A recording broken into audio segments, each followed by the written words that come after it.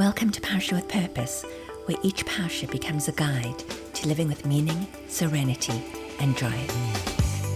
The Pasuk in Metzora says, "The Kohen shall command and shall take for the person being purified 2 live, pure birds."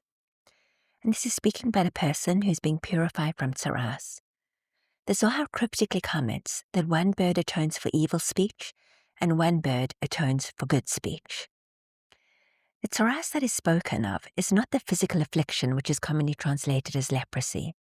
Rather, it's a spiritual affliction which manifests itself in a physical way. Chazal, our sages, tell us that the word Metzora, meaning the one who has the disease of tzaras, is a contraction of the word motzi ra, one who spews forth evil, because tzaras comes as a punishment for evil speech, lashon hara. However, the Zohar is also informing us that the second bird comes to atone for good speech. What does this mean? Because it's not only about what we say, it's also what we hold back. We often associate tzaras with speaking badly, with lashon hara, but Chazal are pushing us to look a little deeper.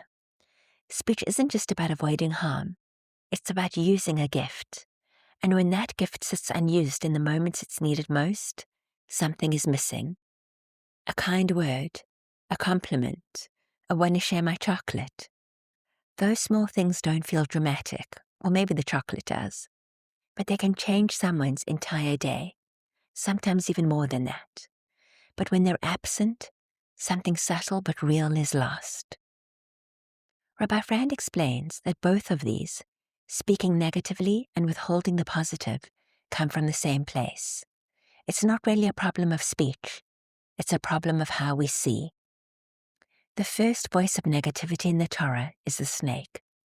Adam and Chava are literally in Gan Eden, surrounded by abundance, by clarity, by closeness to Hashem.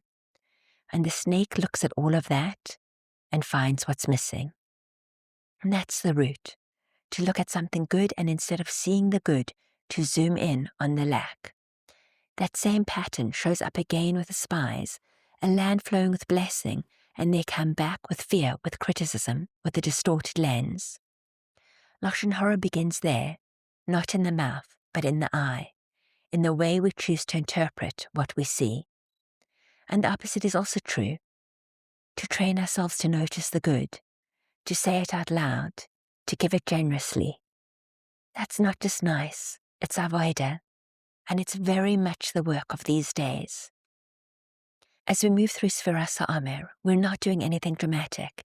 There are no grand gestures, just small, consistent steps, a refinement here, a little more awareness there. And this is one of those places. How do I see people? What do I notice first? And what do I do with that awareness? Because every small shift matters. Every time you hold back a negative comment, that matters. Every time you offer a sincere word of encouragement, that matters.